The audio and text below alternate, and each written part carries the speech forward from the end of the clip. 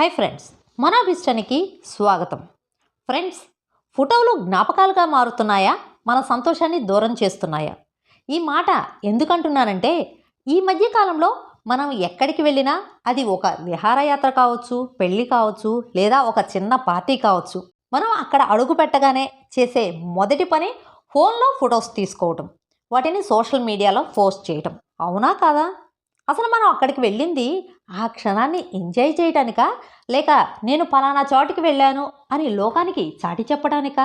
మీరు అనొచ్చు, ఫోటోలు తీసుకుంటే తప్పేంటి, అవి మంచి జ్ఞాపకాలుగా ఉంటాయి కదా అని. నిజమే, తప్పేం లేదు. కానీ ఒక్కసారి ఆలోచించండి, ఆ ఫోన్ స్క్రీన్లో నుంచి, కెమెరా లెన్స్లో నుంచి ఆ పరిసరాలను చూస్తుంటే ఆ ప్రకృతిని మీరు మనసారా ఎలా ఆస్వాదించగలుగుతారు? మనం కలిసిన ఆ ఆత్మీయులతో కలిసి ఫోటోలు, సెల్ఫీలు తీసుకొని అవే జ్ఞాపకాలు అనుకుంటే ఎలా? వాళ్ళతో కలిసి గడిపే ఆ సంతోషకరమైన క్షణాలు కదా అసలైన జ్ఞాపకాలు. సరే, వందల ఫోటోలు తీశారు. అవి ఎంతకాలం ఉంటాయి? మీ జీవిత కాలంలో ఎన్నిసార్లు చూస్తారు? మీ ఫోన్లోనో, డ్రైవ్లోనో మెమరీ ఫుల్ అవ్వగానే అందులో బెస్ట్ అనిపించే ఒకటి రెండు ఉంచుకొని మిగతావన్నీ డిలీట్ చేస్తారు. ఆ మాత్రం దానికి అన్ని ఫోటోలు దిగటం ఎందుకంట?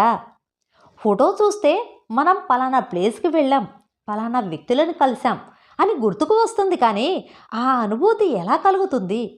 అదే మీరు ఫోన్ పక్కన పెట్టి ఆ దృశ్యాలను మీ కళ్ళతో చూస్తే, ఆ వ్యక్తులతో మనసారా మాట్లాడి ఉంటే, అవి మీ మనసులో ఎప్పటికీ చెరగని ముద్రగా మిగిలిపోతాయి. వాటిని ఎప్పుడు తలుచుకున్నా ఆ ఆనందం మీ కళ్ళ ముందు కదలాడుతుంది. నేను చెప్పేది ఒక్కటే, ఫోటోలు తీయకండి అని నేను అనను, కానీ ఫోటోలు తీయటంలో పడి ఆ క్షణాన్ని జీవించటం మాత్రం మర్చిపోకండి. గుర్తుపెట్టుకోండి, కెమెరా లెన్సుల కంటే మీ కళ్ళు గొప్పవి, మెమరీ కార్డు కంటే మీ మనసు గొప్పది. ఈసారి మీరు ఎక్కడికైనా వెళ్ళినప్పుడు లేదా ఎవరినైనా కలిసినప్పుడు ఆ క్షణాన్ని ఫోన్ కెమెరాతో కాదు, మీ కళ్ళతో చూడండి. మీ ఆత్మీయులను కలిసిన ఆ క్షణాలని ఫోన్లో రికార్డ్ చేయటం కాదు, మీ మనసులో రికార్డ్ చేసుకోండి.